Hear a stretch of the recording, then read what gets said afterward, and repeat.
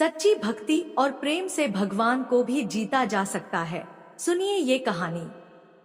एक संत और सेठ की कहानी, जिसमें संत का भगवान पर इतना अटूट विश्वास है कि वो प्रसाद में जहरीला भोजन खाने से भी परहेज नहीं करता।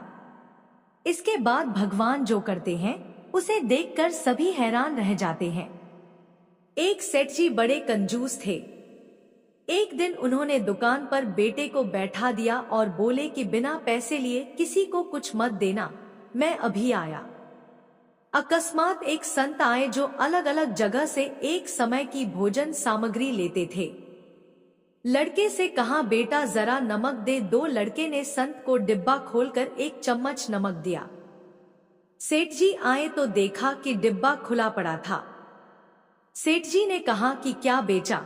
बेटा बोला, एक संत जो तालाब पर रहते हैं उनको एक चम्मच नमक दिया था। सेठ का माथा ठनका। वो बोले, अरे मूर्ख, इसमें तो जहरीला पदार्थ है। अब सेठ जी भागकर संत के पास गए।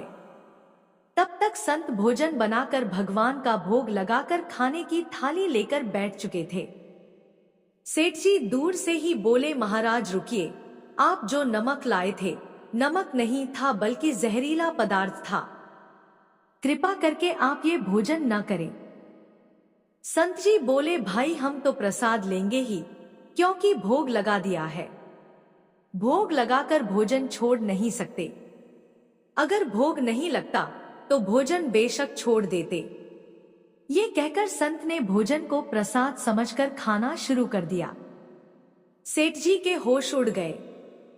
वो रात भर वहीं बैठे रहे। सेठ को रह रहकर ये चिंता सता रही थी कि अगर संत को कुछ हो गया तो बड़ी बदनामी होगी। रात में अगर तबीयत बिगड़ी तो कम से कम वैद्य को दिखा देंगे। सोचते सोचते उसे नींद आ गई। सुबह रोज की तरह संत जल्दी उठ गए और नदी में स्नान करने लगे। सेठ जी ने कहा, महाराज तबीयत तो ठीक है। संत बोले, भगवान की कृपा है। इसके बाद वे पूजा के लिए मंदिर चले गए। जैसे ही संत ने मंदिर का द्वार खोला तो देखा कि भगवान के श्री विग्रह के दो भाग हो गए हैं और शरीर काला पड़ गया है। ये देखते ही सेठ को सब समझ आ गया कि भक्त के अटल विश्वास को देखकर भगवान ने भोजन का जहर भोग के रूप में स्वयं ग्रहण कर लिया और भक्त को प्रसाद ग्रहण कराया। इसके बाद सेठ ने तुरंत घर जाकर बेटे को दुकान सौंप दी और स्वयं संत की शरण में आकर भगवान की भक्ति करने लगा। पूरी कहानी पढ़ने के लिए धन्यवाद।